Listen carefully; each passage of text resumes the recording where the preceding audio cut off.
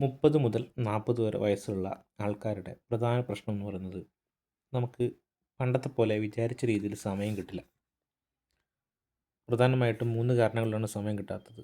ഒന്ന്, നമുക്ക് ജോബുണ്ട്. അതുകൊണ്ട് തന്നെ നമ്മൾ എന്ത് വിചാരിച്ചു കഴിഞ്ഞാലും ആ ജോബിനകത്തുള്ള വർക്ക് പ്രഷറും വർക്ക് റിലേറ്റഡ് ആയിട്ടുള്ള കാര്യങ്ങൾ കാരണം നമ്മൾ വിചാരിച്ച കാര്യങ്ങളൊന്നും നടക്കില്ല. അതുകൊണ്ടാണ് പല ആൾക്കാർക്കും പല ജോബിൻ്റെ കൂടെ തന്നെ പല ബിസിനസ് ചെയ്യണമെന്നുണ്ടെങ്കിലും പറ്റാത്തത്. രണ്ടാമത് ഫാമിലി കമ്മിറ്റ്മെൻറ്റ്സ് ആണ്. ഫാമിലി കമ്മിറ്റ്മെൻറ്റ്സിൻ്റെ കൂടെ നമുക്ക് മറ്റ് കാര്യങ്ങളൊക്കെ വിചാരിച്ച രീതിയിൽ സെറ്റപ്പ് ആക്കാൻ പറ്റില്ല.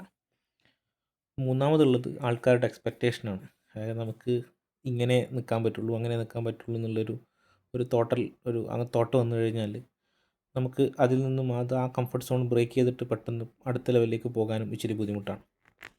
അപ്പം സമയമില്ലായ്മ എന്ന് പറയുന്നത് ഈ 30 to 40 വയസ്സ് ആൾക്കാരുടെ ഏറ്റവും വലിയ പ്രശ്നമാണ്, ഏറ്റവും വലിയ ശാപമാണ്. പണ്ട് നമുക്ക് 20 to 30 ആകുമ്പോൾ നമുക്ക് ഇഷ്ടംപോലെ സമയം ഉണ്ടായിരുന്നു, പക്ഷേ ഇപ്പം പറ്റുന്നില്ല. അത് മറികടക്കാൻ ഞാൻ ചെയ്യുന്ന ഒരു സിമ്പിൾ ടെക്നിക്ക് ചിലപ്പോൾ നിങ്ങൾക്കും വർക്കൗട്ട് ആവും. നിങ്ങൾ എന്ത് ചെയ്യുകയെന്ന് വെച്ചാൽ, അല്ലെങ്കിൽ രാവിലെ എഴുന്നേറ്റ് കഴിഞ്ഞാൽ നമുക്കായിട്ടുള്ളൊരു മീ ടൈം, ടൈം നമ്മൾ കണ്ടെത്തുക. ഒരു 30 മിനിറ്റ്. ഈ പരിപാടി ശേഷമായിരിക്കണം നമ്മുടെ എല്ലാ മെയിൻ പരിപാടികളും സ്റ്റാർട്ട് ചെയ്യേണ്ടത്. അത് ബ്രേക്ക്ഫാസ്റ്റ് കഴിഞ്ഞിട്ടൊരു 30 മിനിറ്റ്സ് ആവാം, അല്ലെങ്കിൽ ബ്രേക്ക്ഫാസ്റ്റ് മുമ്പ് എഴുന്നേറ്റിട്ടൊരു 30 മിനിറ്റ്സ് ആവാം. ഇവിടെ നമ്മളെ കൺട്രോൾ ചെയ്യുകയാണ് ചെയ്യുന്നത്. നമ്മൾ കൺട്രോളില്ലാതെ, നമ്മുടെ മനസ്സിനെ കൺട്രോൾ ചെയ്യാതെ തുറന്നു വിട്ട് കഴിഞ്ഞാൽ നമുക്ക് വെറുതെ സമയം വേസ്റ്റ് ആകും മാത്രമേ ഉള്ളൂ. അതിന് ഈ 30 മിനിറ്റിനെ നമ്മൾ 10, 20, 10 എന്നുള്ള ടൈം സ്ലോട്ടായിട്ട് മാറ്റാം. ഫസ്റ്റ് 10 മിനിറ്റ്സ് ഡു നത്തിങ്, ഒന്നും ചെയ്യണ്ട, ജസ്റ്റ് റിലാക്സ്ഡ് ആയിട്ട് ഇരിക്കുക. അത് ചിലപ്പം ഒരു യോഗ പോലെ ധ്യാനിക്കാം, അല്ലെങ്കിൽ ജസ്റ്റ് റിലാക്സ്ഡ് ആയിട്ട് ഒരു ചെയറിന് മുകളിൽ ഇരിക്കാം. ഫസ്റ്റ് 10 മിനിറ്റ്സ് ബി കാം, നമ്മുടെ മറ്റ് തോട്ടുകളൊന്നും വരാതെ മൈൻഡിനെ ഫ്രീ ആക്കുക. സെക്കൻഡ്, അപ്പോൾ ഫോൺ എടുക്കരുത് കേട്ടോ, ഫോൺ ഉപയോഗിക്കുക ചെയ്യരുത്.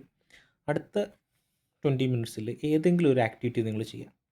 ഈ ആക്ടിവിറ്റി എന്ന് പറഞ്ഞാൽ ഒറ്റ ആക്ടിവിറ്റി മാത്രമേ ചെയ്യാൻ പാടുള്ളൂ. ഒന്നിക്കിൽ എന്തെങ്കിലും സ്പോർട്സ് ആക്ടിവിറ്റീസ് ഇൻവോൾവ് ആവാം, അല്ലെങ്കിൽ പ്രേ ചെയ്യാം, അല്ലെങ്കിൽ ഒരു പുസ്തകം വായിക്കാം.